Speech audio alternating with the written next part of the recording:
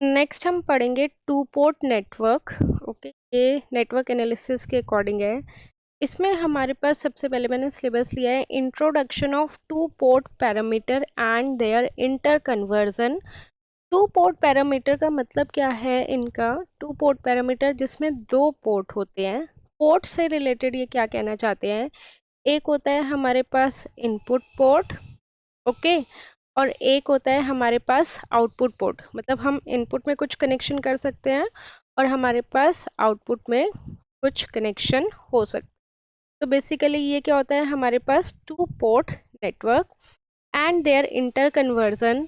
तो इन to port network में हमारे पास कुछ पैरामीटर्स आते हैं। एक आता है हमारे पास Z पैरामीटर, एक आता है हमारे पास Y पैरामीटर, एक आता है हमारे पास H पैरामीटर और एक आता है हमारे पास ABCD पैरामीटर। ओके, तो Z parameter, Y parameter, H parameter, ABCD parameter, ये चारों पैरामीटर तुम्हें स्टडी करने हैं। उसके बाद इन्होंने दे दिया इंटर कन्वर्जन। इंटर कन्वर्जन मतलब Z तुम्हारा H में कन्वर्ट हो सकता है, Z तुम्हारा Y में कन्वर्ट हो सकता है, Z तुम्हारा ABCD में कन्वर्ट हो सकता है। सिमिलरली H तुम्हारा किन्हीं भी उसमें कन्वर्ट हो सकता है, मतलब आपस में इनकी इंटर कन्वर्जन। ठीक है, उसके बाद inter connection of two port network, open circuit and short circuit impedance. Open circuit impedance ये Z को कह रहे हैं, शॉर्ट सर्किट इम्पिडेंस मतलब ये Y पैरामीटर को कह रहे हैं। तो इसीलिए मैं तुम्हें बता रही हूँ कि ये एक अनदर नेम है इनके, कि तुम कंफ्यूज ना हो कि हमारे में सिलेबस में तो Z पैरामीटर और Y पैरामीटर है ही नहीं, क्योंकि कहीं भी तुम देखोगे तो वो Z और Y के नाम से ही मिलेगा। ठीक है, ये क्लियर है? इसी तरह ABCD parameter, relationship between them, network function. आगे ये नेक्स्ट टॉपिक आ जाता है। बोलो, सिलेबस में कोई डाउट, कोई दिक्कत है? अब सबसे पहले हम पढ़ेंगे Z पैरामीटर के बारे में। देखो, सबसे पहले हम पढ़ेंगे Z पैरामीटर के बारे में। Z हमारे पास क्या होता है? इम्पिडेंस। और इम्पिडेंस को हम एक और नाम से जानते हैं, that is open circuit impedance. Like इसमें चार पैरामीटर्स हैं, मैं चारों पैरामीटर्स को एक बार डिटेल में बता रही हूँ कैसे ये काम करता है। एक टेबल की फॉर्म में बता रही हूँ, लास्ट में आसान रहेगा याद करने में। सबसे पहले हमारे पास कौन सा पैरामीटर है? That is open circuit impedance. ठीक है, ओपन सर्किट इम्पिडेंस, इसको हम एक्सप्रेस किस फॉर्म में करते हैं? V1 V, और किसकी टर्म्स में करते हैं? In terms of I1 I2। और इसकी इक्वेशन क्या बनती है हमारे पास? V1 is equal to Z11 I1 plus Z12 I2। Similarly V2 is equal to Z21 I1 plus Z2 I2। ये आ गया हमारे पास Z पैरामीटर का। ठीक है, इसी तरह हमारे पास नेक्स्ट है शॉर्ट सर्किट एडमिटेंस के लिए। शॉर्ट सर्किट एडमिटेंस में हमारे पास एक्सप्रेस किस फॉर्म में करते हैं हम? I1 और I2 के फॉर्म में। इसकी टर्म्स में आता है ये V1 और V2 की टर्म्स में। तो देखो क्या इक्वेशन होती है इसकी? I1, शॉर्ट सर्किट एडमिटेंस का मतलब क्या होता है? Y, opposite of exactly the impedance. तो I1 is equal to Y11 V1 plus Y12 V2. Similarly, we'll have I2 is equal to Y21 V1 plus Y2 V2। ठीक है, इसके बाद हमारे पास आ जाता है ट्रांसमिशन पैरामीटर। ट्रांसमिशन बोलो या फिर तुम बोलो AB पैरामीटर, एक ही बात है। इसी तरह यहाँ पे शॉर्ट सर्किट इम्पिडेंस है और यहाँ पे ओपन सर्किट इम्पिडेंस का मतलब कौन सा पैरामीटर होएगा? Z parameter. तो ट्रांसमिशन पैरामीटर को हम एक्सप्रेस किस फॉर्म में करते हैं? V2 I2 की फॉर्म में, और हमारे पास इक्वेशन किस फॉर्म में आती है? V1 I1 की फॉर्म में। तो इसकी इक्वेशन देखो क्या होगी हमारे पास? V1 is equal to A into minus I2। Similarly I1 is equal to minus I2। ठीक है, क्लियर है ये चीज? ये लिख लो एक बार। लाइक सपोज सबसे पहले अब हम पढ़ेंगे किस बारे में, जेड पैरामीटर बारे में। जेड पैरामीटर क्या होता है? बेसिकली एक टू पोर्ट नेटवर्क है। पोर्ट नेटवर्क जैसे कि मैंने बताया, यहाँ पे हमारे पास कोई भी नेटवर्क होगा। Network in the sense resistor भी हो सकता है, इंडक्टर भी हो सकता है और कैपेसिटर भी हो सकता है। उसके पैरेलल कोई भी कॉम्बिनेशन है, लाइक एक नेटवर्क है वायर्स का। ओके, तो जब भी कुछ भी हम वायर हमारे पास सर्किट होता है, तो तुम तक इलेक्ट्रिकल में भी पढ़ा था कि हम उसमें करंट देते हैं, देंगे ना। तो सपोज हमने करंट को किससे डिनोट कर लिया? I1 से कर लिया। और उसके बाद तुमने पढ़ा था कि हम कुछ वोल्टेज भी देंगे, तो यहाँ पे जो सप्लाई वोल्टेज है उसको हमने सपोज V1 से डिनोट कर दिया। अब इसी तरह हमारे पास दूसरी साइड है। जैसे कि मैंने बताया कि ये सारे नेटवर्क कौन से नेटवर्क हैं? टू पोर्ट नेटवर्क हैं। टू पोर्ट नेटवर्क का मतलब कि हमारे दोनों साइड से सप्लाई जाएगी। यहाँ से अगर V1 चली गई तो यहाँ से बताओ कितनी वोल्टेज जाएगी? V2 मान लें, और यहाँ से V2 जा रही है तो बताओ करंट कितना जाएगा? I2 जाएगा। तो अब समझ में आ गया ये टू पोर्ट नेटवर्क क्यों बोल रहे हैं, क्योंकि दो जगह से सप्लाई जा रही है, बीच में कोई भी नेटवर्क है, लाइक बीच में कोई भी कैपेसिटर भी हो सकता है, इंडक्टर भी हो सकता है, रेजिस्टर भी हो सकता है, किसी का भी कॉम्बिनेशन हो सकता है। क्लियर? ये चीज़ क्लियर है? अब हम पर्टिकुलर बात करते हैं कौन से पैरामीटर के लिए? जेड पैरामीटर के लिए। तो जेड पैरामीटर में हमने देखा कि V1 और V2 दो वोल्टेज दिए हैं हमने, I1 और I2 हमने दो करंट दिए हैं। अब इसको अगर हमें इक्वेशन की फॉर्म में लिखना है, सबसे पहले हम इसे मैट्रिक्स की फॉर्म में लिखते हैं। ओके, तो ये वाला हमेशा दो पोर्ट नेटवर्क है, तो मैट्रिक्स कितने बाय कितने का बनेगा? टू पोर्ट, मतलब 2 बाय 2 का ही मैट्रिक्स बनेगा। दो वोल्टेज दिया तो यहाँ पे लिख लेते हैं V1 V2, और यहाँ पे कितना आ जाएगा? I1 और I2। और कौन सा पैरामीटर है हमारे पास? ये वाला Z पैरामीटर है। तो Z पैरामीटर के लिए 2 बाय 2 का मैट्रिक्स कैसे बनेगा? Z11 first row first column, Z12 first row second column, Z21 second row first column, और Z2 second row second column. ठीक है। अब तुम सोचोगे कि मैम आपने V इधर क्यों लिया, I क्यों नहीं लिया, या ऐसे क्यों नहीं लिया, या हम इंटरचेंज कर सकते हैं या नहीं कर सकते? तो हमें एक फॉर्मूला पता है ओम्स लॉ के अकॉर्डिंग, क्या? Equal to I into R, यही होता है फॉर्मूला। V कितना हो जाएगा हमारे पास? V equal to I into R की जगह हम क्या ले सकते हैं? Z ले सकते हैं। तो देखो यहाँ पे V हो गया, ये I हो गया, और ये क्या हो गया? Z हो गया। बोलो यहाँ तक कोई दिक्कत? अब इस मैट्रिक्स को हम सॉल्व करेंगे तो V1 की और V2 की इक्वेशन बनेगी। V1 की मैं बता रही हूँ, V2 की बताओगे। तो तुम्हें पता ही है कि कैसे मल्टीप्लाई करते हैं हम, रो बाय कॉलम से। तो क्या हो जाएगा हमारे पास? Z11 I1 plus Z12 I2, correct. इसी तरह अब V2 की इक्वेशन तो बताओ क्या बनेगी हमारे पास? यहाँ Z21 I1 plus Z2 I2, यही बनेगी। तो ये देखो, ये वाली इक्वेशन मैंने यहाँ पे बताई है, Z पैरामीटर, राइट। तो ये इक्वेशन बेसिकली तुम्हें क्या करनी पड़ेगी? याद करनी पड़ेगी। ठीक है, क्लियर?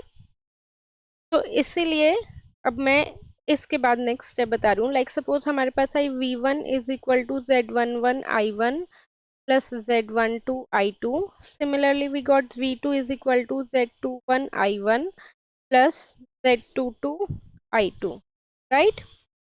तो इसमें हमारे पास दो केसेस होते हैं, या तो क्या होगा? आउटपुट पोर्ट ओपन सर्किट होगा, केस वन। जो भी हमारे पास आउटपुट पोर्ट है वो क्या होगा? ओपन सर्किट होगा। सेकंड केस, केस टू, जो भी हमारे पास इनपुट पोर्ट है वो क्या होगा? Open circuit. ठीक है, देखो दो केसेस हैं, या तो तुम ये वाली सप्लाई दोगे वोल्टेज वाली, मतलब या तो इनपुट पोर्ट ओपन होगा या फिर क्या होगा? Output port. ये चीज क्लियर? तो अब मैंने तुम्हें बताया था जब भी ओपन सर्किट होता है तो क्या होता है? करंट जीरो होता है या वोल्टेज जीरो होता है? करंट जीरो होता है। अगर आउटपुट पोर्ट ओपन सर्किट है तो इसका मतलब हम क्या कह सकते हैं? I2 की वैल्यू जीरो होगी, इसी तरह अगर इनपुट पोर्ट ओपन सर्किट है तो किसकी वैल्यू 0 होगी? इनपुट वैल्यू मतलब I1 की। ये ठीक है? यहाँ तक कोई दिक्कत? अब हम क्या करते हैं, फर्स्ट इक्वेशन में फर्स्ट केस की कंडीशन पुट करते हैं। इसके अकॉर्डिंग I2 क्या है? अगर I2 की वैल्यू 0 हो गई तो हमारे पास Z11 की क्या वैल्यू आएगी, बताओ मुझे? 1/I1। Very good. और इसको हम ऐसे लिखते हैं एक लाइन डाल के कि कौन सी कंडीशन है, I2 इज इक्वल टू। अब अगर हम सेकेंड इक्वेशन में करेंगे I2 इज इक्वल टू 0 तो Z21 की क्या वैल्यू होगी? अगर हम सेकेंड इक्वेशन में I2 को 0 पुट कर दें तो हमारे पास Z21 की वैल्यू आएगी V2/I1 होगा। इसी तरह लिख देते हैं I2 इज इक्वल टू। अब सिमिलरली सेकेंड कंडीशन पे I1 इज इक्वल टू 0। अब हम I1 को 0 पुट कर देते हैं तो यहाँ से किसकी वैल्यू आ जाएगी? Z12 की वैल्यू आ जाएगी, राइट। सेकेंड इक्वेशन में सिमिलरली हम I1 को 0 पुट कर देते तो हमारे पास Z2 की वैल्यू आ जाएगी। यहाँ से बताओ मुझे Z12 की क्या वैल्यू आएगी?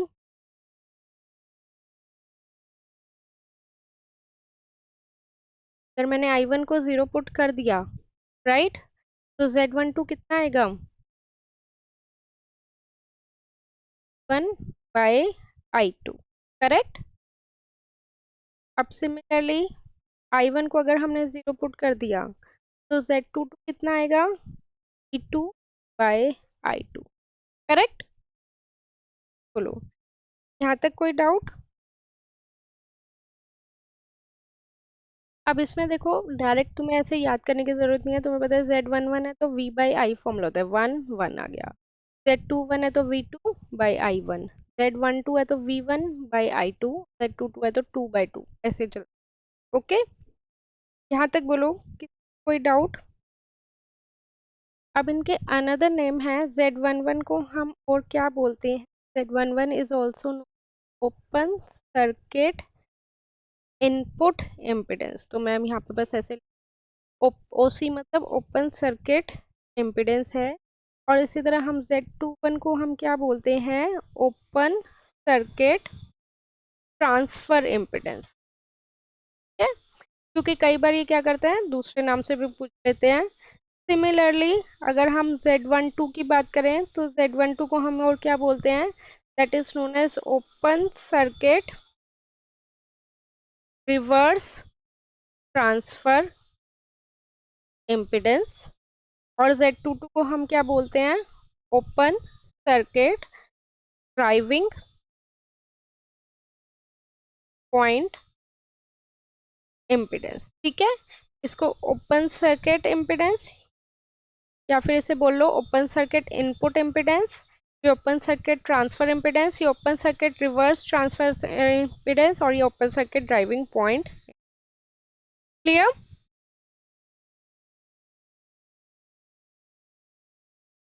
अब इसके बाद देखो, इसका कई बार पेपर में पूछ लेते हैं, अगर डेरिवेशन पूछ सेट पैरामीटर के तो तुम्हें ये ऐसे एक्सप्लेन करना है, ये सारा डिराइव करना है, और उसके बाद इक्विवेलेंट सर्किट बनाना है जेड पैरामीटर का। One of the question type is ये कि थ्योरी का क्वेश्चन आ जाए। दूसरा टाइप ये आ सकता है कि वो तो इक्विवेलेंट सर्किट बना के दे देंगे, उसकी वैल्यू दे देंगे और उससे रिलेटेड। तो हर एक पैरामीटर का अलग अलग इक्विवेलेंट सर्किट है, बनाना है। लाइक सपोज इसका मैं बना रही हूँ और ये डिपेंडेंट सोर्स से रिलेटेड है। डिपेंडेंट सोर्स तुम सबने पढ़े हुए हैं, राइट? पढ़े हुए हैं ना डिपेंडेंट सोर्स? कोई मुझे बताएगा कि कौन सा सोर्स है ये डिपेंडेंट में? यहाँ पे ये सप्लाई वोल्टेज हम कितनी देते हैं? V1। करंट कितना जाएगा? I1। सिमिलरली यहाँ पे सप्लाई वोल्टेज कितनी देते हैं? V2। करंट कितना जाएगा? I2। ये हमारे पास इम्पिडेंस होता है Z11, ये वाला 2, ये वाला इम्पिडेंस होता है। अब ये है हमारे पास dependent source, that is Z12 I2। तो ये देखो वोल्टेज सोर्स है, मैंने बताया था पॉजिटिव नेगेटिव होता है तो क्या होता है? Voltage source. ये कौन सा सोर्स है? Current dependent voltage source. Similarly ये क्या हो जाएगा? Z21 I1। ये इसका इक्विवेलेंट सर्किट है, ये भी तुम्हें याद करना पड़ेगा। Note it down. इसके बाद Z पैरामीटर में हमारे पास नेक्स्ट आ जाता है, दो कंडीशन आती है। One is the condition of reciprocity and another is the condition of symmetry. पहली बार पढ़ रहे हो तो थोड़ा सा डिफिकल्ट लगेगा।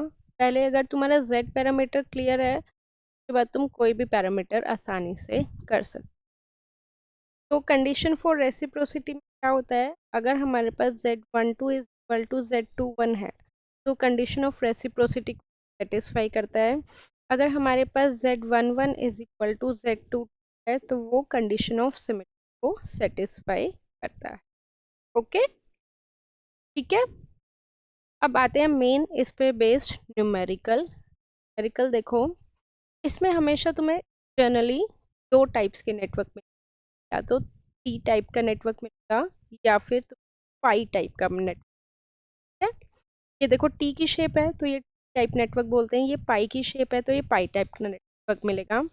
मतलब इसका मतलब क्या है, यहाँ पे कोई भी इम्पिडेंस हो सकता है। ऐसे इम्पिडेंस इन द सेंस कि रजिस्टर भी हो सकता है, इंडक्टर भी हो सकता है और कैपेसिटर भी हो सकता है। और यहाँ पे इम्पिडेंस ऐसे होता है में, यहाँ पे और यहाँ पे। क्लियर? यहाँ पे हमने सप्लाई वोल्टेज दे दी V1, ये हमारी सप्लाई वोल्टेज V2। सिमिलरली यहाँ पे हमने सप्लाई वोल्टेज दे दी V1 और यहाँ पे हमारी सप्लाई वोल्टेज। तो तुम्हें ये दोनों नेटवर्क का न्यूमेरिकल अच्छे से आना चाहिए। नाउ द क्वेश्चन इज कि बच्चे पूछते हैं कि मैम अगर कुछ अनदर टाइप का नेटवर्क दे दिया तो हम कैसे करेंगे। तो अगर कुछ तुम्हें दूसरे टाइप का नेटवर्क दे दिया तो तुम्हें कन्वर्ट करना पड़ेगा, either on this network either on this network. ठीक है, और वो कन्वर्ट कैसे करोगे, by using star and delta. याद है इलेक्ट्रिकल साइंस में तुमने स्टार एंड डेल्टा कन्वर्जन पढ़ा था? नहीं याद तो मैं फॉर्मूलेस बताऊंगी दोबारा से, बट मैं अभी बेसिक बता रही हूँ। या तो न्यूमेरिकल इस कैटेगरी का होगा या इस कैटेगरी का, और अगर इन दोनों में से कोई कैटेगरी का नहीं है तो तुम्हें और इस कैटेगरी में कन्वर्ट करना पड़ेगा। फर्स्ट मैं तुम्हें इसके अकॉर्डिंग बता रही हूँ, बिल्कुल basic numerical. Like suppose they have given, अब देखो ये मैं तुम्हें करवा रही हूँ T port, T type network का। इसमें निकालना है Z पैरामीटर। तो बेसिकली हमें Z11 की वैल्यू निकालनी है, Z12 1 की और Z, राइट। तो सिंपल सा फंडा होता है। इसमें क्या होता है कि सबसे पहले हम अप्लाई करेंगे तो V2 को रख देंगे, फिर उसके बाद हम नेक्स्ट में V2 को अप्लाई करेंगे और V1 0 रख। देखो यहाँ पे मैंने बताया था ना, यहाँ पे हमारे पास ये है, सॉरी मैंने उल्टा बोल दिया। I1 और I2 को 0 रखेंगे। एक बार हम I1 को लेंगे, I2 को 0 रखेंगे, एक बार हम I1 को 0 रखेंगे और I2 को, ठीक है, इस तरह से। लाइक सपोज कंडीशन 1 में ले लेती हूँ। कंडीशन 1 में हमारे पास मैंने I1 ले लिया और इस I2 को क्या पुट कर दिया, 0 पुट कर दिया। ठीक है, तो I1 लूंगी तो मेरे को वोल्टेज सप्लाई भी लेनी पड़ेगी, राइट। तो 1 है। अब इसके बाद तुम्हें क्या अप्लाई करना है, KVL अप्लाई करना है। KVL आता है ना, KVL क्या होता था, यहाँ से हमारे पास करंट कितना फ्लो हो रहा है I1 और यहाँ से हमारे पास करंट कितना फ्लो हो रहा है I2। तो फर्स्ट मैश की अगर हम इक्वेशन बनाएंगे तो क्या आ जाएगा, V1 is equal to 12 I1 plus 6 into I1 plus I2। यही होगा या नहीं होगा KVL की इक्वेशन, जिसमें हमारा I2 क्या है, अभी मैं ये कंडीशन लेके चल रही हूँ। तो अगर I2 0 है तो इसको खत्म कर दो, तो हमारे पास क्या आ जाएगा, V1 is equal to 12I1 plus 6I1, that would be 18I1। तो इसको अगर हम फर्दर सॉल्व करेंगे तो क्या आ गया, V1 by I1 is equal to, और Z11 का तुम्हारा फॉर्मूला भी क्या होता है, V1 बाई I1, राइट। तो Z11 की वैल्यू कितनी आ गई हमारे पास, 18। रेजिस्टेंस है तो यूनिट क्या हो जाएगी, ओम हो जाएगी। ठीक है, बोलो यहाँ तक कोई दिक्कत।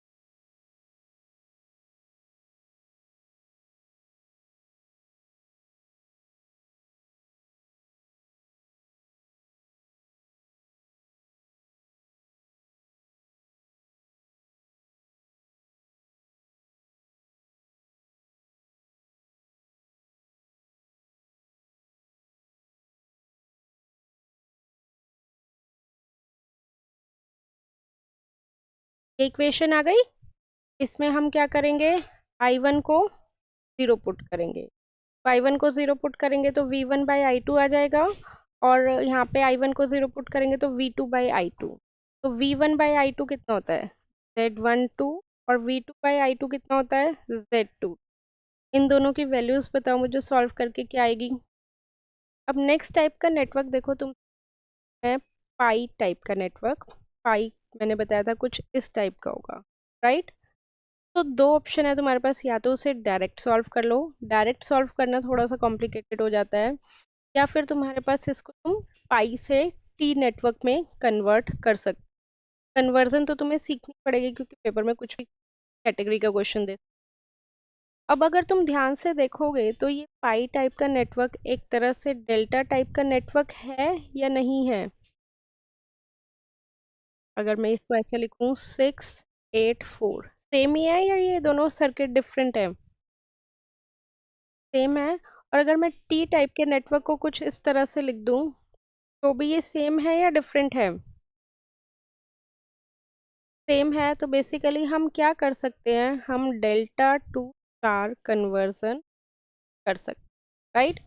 तो उसके लिए तुम्हें फॉर्मूलेस पता होने चाहिए। मैं formula, like suppose this one is delta and this star.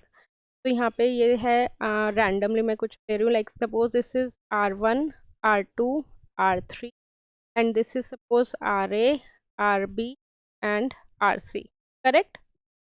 तो हमें क्या करना है, सबसे पहले डेल्टा टू स्टार कन्वर्जन।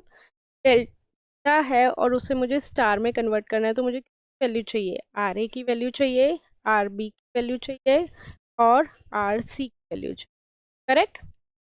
थोड़ा सा ऐसे तो हो जाएगा RA, RB और RC। Now you can see कि RA किससे कनेक्ट है, R1 और R2 से कनेक्ट है, तो ये कितना हो जाएगा, R1 R2 divided by sum of all R1 plus R2 plus R3। Similarly RB हमारा किससे कनेक्ट है, R3 और R2 से, हो जाएगा R3 into R2 divided bye R1 plus R2 plus R3।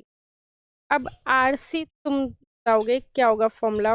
अभी मैंने बताया था डेल्टा टू स्टार कन्वर्जन, अब हम पढ़ेंगे स्टार डेल्टा कन्वर्जन। तो अब हमें किसकी वैल्यू चाहिए, लाइक डेल्टा टू स्टार था तो हमें RA RB RC की वैल्यू चाहिए थी, और अब हमें किसकी वैल्यू चाहिए, R1 की, R2 और R3। तो R1 देखो किससे कनेक्ट है, RA से और RC से, तो इसका फॉर्मूला हो जाएगा RA plus RC plus RA into RC divided by जो टर्म नहीं है, RB नहीं है, ठीक है। R2 तुम्हारा किससे है, RA और RB से। ये मैं तुम्हें एक शॉर्ट ट्रिक बता रही हूँ याद करने की, RA plus RB plus RA into RB divided by RC। Similarly R3 देखो, R3 का अब तुम लोग बताओगे क्या फॉर्मूला होगा, बताओ मुझे। तो it would RC plus RB plus RB into RC divided by R।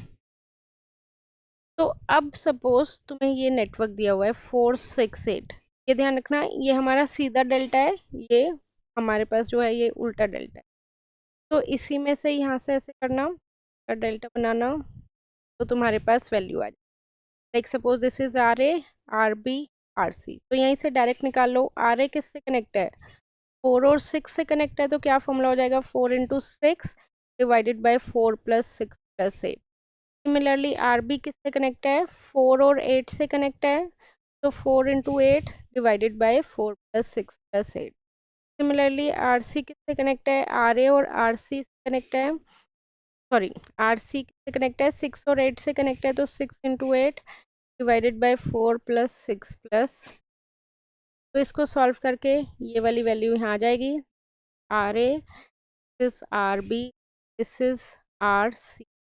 और उसके बाद तुम प्रॉपर जैसे मैंने टी का बताया था, इसको पूरा मैश के अकॉर्डिंग सॉल्व करके सारे पैरामीटर की वैल्यू निकाल सकते। एक क्वेश्चन तुम्हारा पक्का आएगा ही आएगा पैरामीटर पे, जैसे कि मैंने बताया कि तुम्हारे पास ऐसे 4 पैरामीटर होते हैं, like Z Y A B, और एक और होता है H। वो अब तुम्हें क्या करना है, एक दो तरीके हैं देखो, या तो जैसे मैंने तुम्हें z का मेथड बताया इसी तरह तुम y का भी मेथड पढ़ लो, इसी तरह तुम ABC, ठीक है।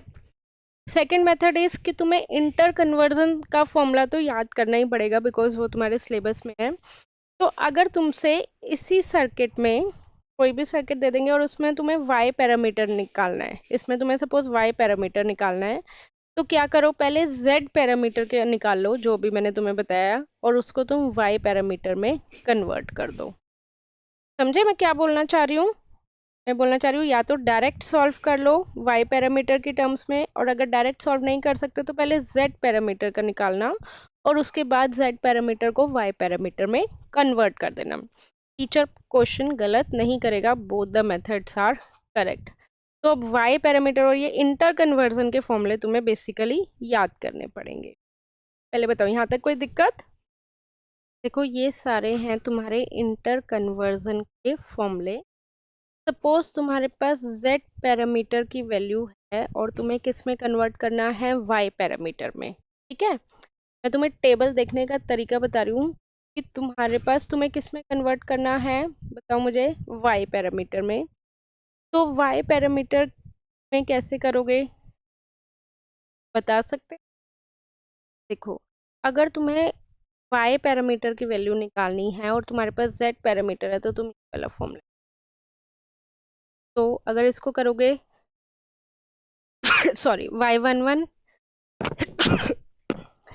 y11 is equal to z22 divided by delta z का मैं फॉर्म दूँ, delta z is z11 z22 minus z12 z2।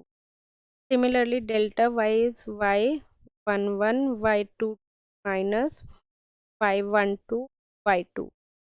वापस आ जाओ टेबल पे। मैं तुम्हें कह रही हूँ कि z पैरामीटर की वैल्यू है मेरे पास z11 z22 z21 z2, और तुम्हें y की निकालनी है, ये वाला formula use, like 111 is z22 divided by z delta z, y12 is this one, y21 is this one and y22 is this one। अब ऐसे में तुमसे कोई भी कन्वर्जन पूछ तो उसमें बताना है। अब सपोज तुम्हारे पास है ए बी वैल्यूज और तुम्हें उसको कन्वर्ट करना है y पैरामीटर, ठीक है। तो देखो यहाँ से y देख लो, अगर ऐसे जाओगे तो यहाँ से y और ऊपर से ABC।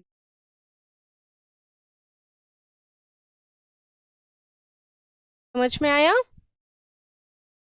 अब एक और पूछूं मैं तुमसे रैंडमली, अगर तुम्हारे पास है y पैरामीटर की वैल्यू और तुम्हें कन्वर्ट करना है ABC, ठीक है। तो y यहाँ पे है, सेम बोल दिया, सॉरी। अगर तुम्हारे पास है y पैरामीटर की वैल्यू और तुम्हें उसे कन्वर्ट करना है z पैरामीटर में, ठीक है। तो y यहाँ पे है और z यहाँ पे, तो ये वाला। हाँ हाँ, h पैरामीटर हाइब्रिड पैरामीटर है, इसलिए अब इसकी तो बेस्ट तरीका है पढ़ने का, आकाश उठाना वहाँ प्रैक्टिस, आकाश के सॉल्यूशंस मत देखना, क्वेश्चन देखना, मुझसे चेक करवा सकते हो सॉल्यूशन, ओके।